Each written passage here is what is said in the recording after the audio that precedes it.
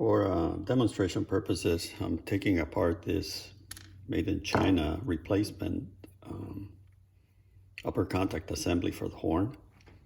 And these things unfortunately fall apart.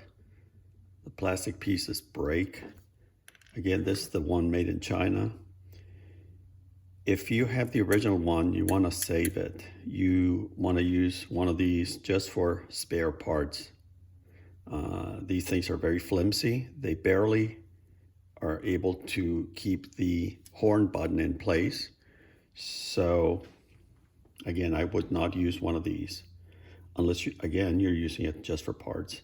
I'm taking this one apart and I wanted to show how these rivets hold this assembly together.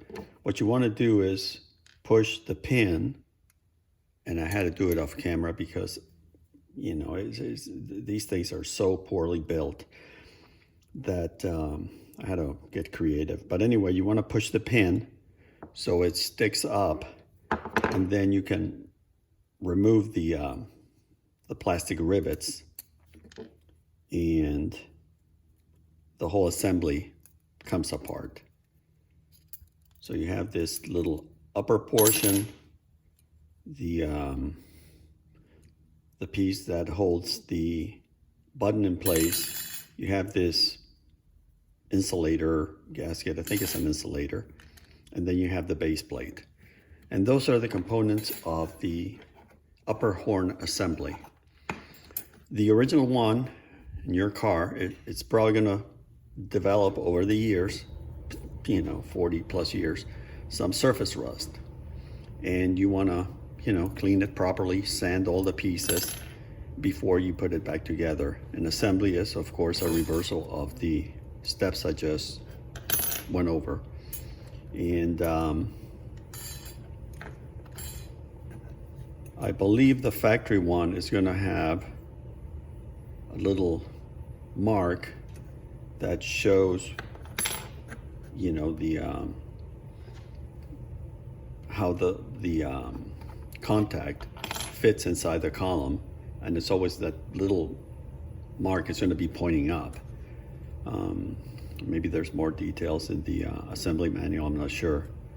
And the factory piece, I think this one does not have that. Oh yes, it does.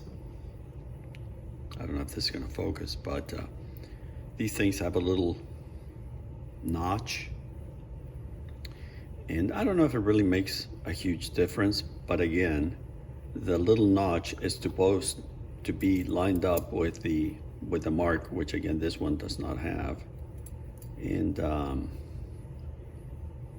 that notch and the line is going to be pointing up, provided your wheels are, looking straight ahead. Again, reassembly of this little thing is simple. I'm going to try to stay here and within the frame, but okay, so that's a notch. Let's say that this one is up, and you can actually sometimes, I don't know if this part is going to work, but I use the nylon rivets to keep all these pieces from going all over the place. And next is the insulator.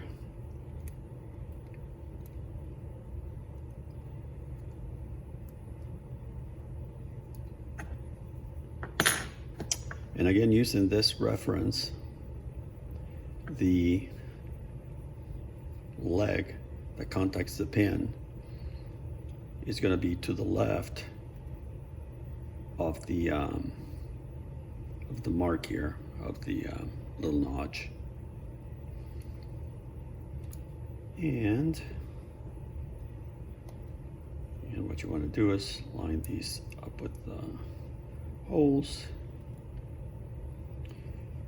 and then I don't know if I'm going to be able to do this now, but then what you want to do is push the pin down, and that expands the little legs at the bottom of the nylon rivet, and that holds that in place. And of course you want to do that all around.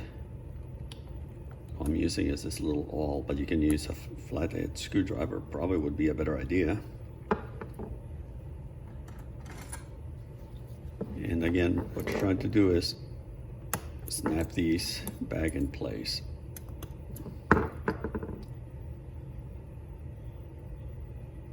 And again, that gasket looking thing, the insulator, what it does, it keeps these metal plates at a certain distance from each other. And when you're pressing on, when you push the horn button, these make contact and the horn works. So again, that's the